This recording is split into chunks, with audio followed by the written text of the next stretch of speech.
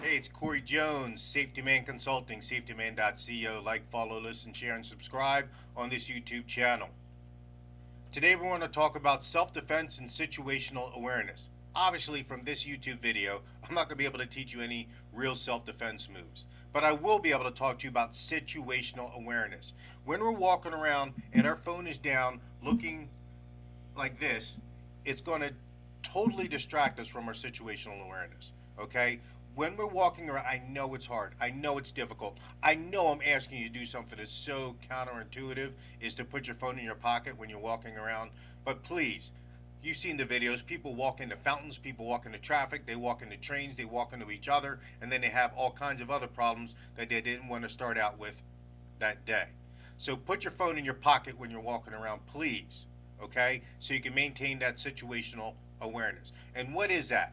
Situational awareness basically is looking around and establishing the norm or the baseline for what is going on around you. Every time you enter a new area, whether it be a new street, a new store, a new building, a new coffee shop, your office, the supermarket, a train, a bus, a taxi, an Uber, a Lyft, anytime you enter a new location, you establish, whether you know this or not, you establish a norm, a baseline.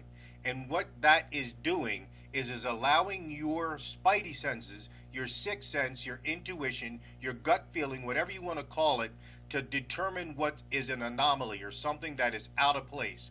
And you will then hopefully focus on that and start to take notice of it and determine if you need to take evasive action, defensive action, or offensive action.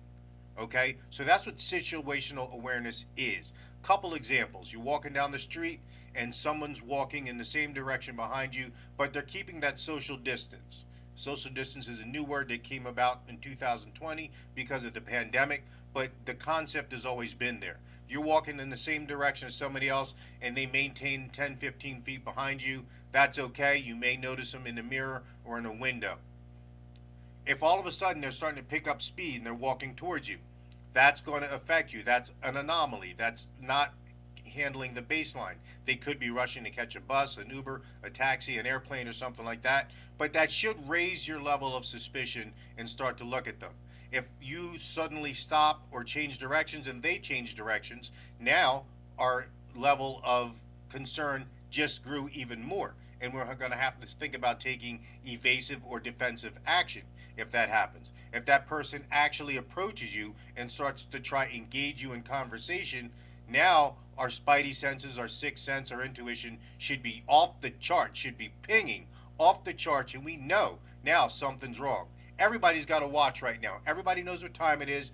Very few people smoke and don't have a cigarette or a light. There's no reason for a stranger to come up and talk to you in a public place, okay? So this is a time where you have to pretend that you don't feel like it. We have a great out now. We have the COVID cough. We can actually and start coughing and sneezing and make that person think, oh. And if somebody is still willing to put up with that, you know they have bad intentions. So situational awareness is something that we have to have on all the time. Is Corey sitting there telling you to walk around paranoid? No. Corey's telling you to walk around just with your head up, your eyes open, and paying attention to what's going on. Pay attention to that potential active shooter. Pay attention to that potential purse snatcher. Pay attention to that someone who's trying to do a violent, very personal crime to you, and you can prevent that by maybe making eye contact, by maybe changing directions, by maybe going into a well-populated area, getting on your phone and calling 911, or going to the local police department or something like that. All right, so that's what situational awareness is, and we want to make sure that we have all those things working into our advantage. And practice it. Practice it. Trust your instincts. They've kept us alive for millions of years.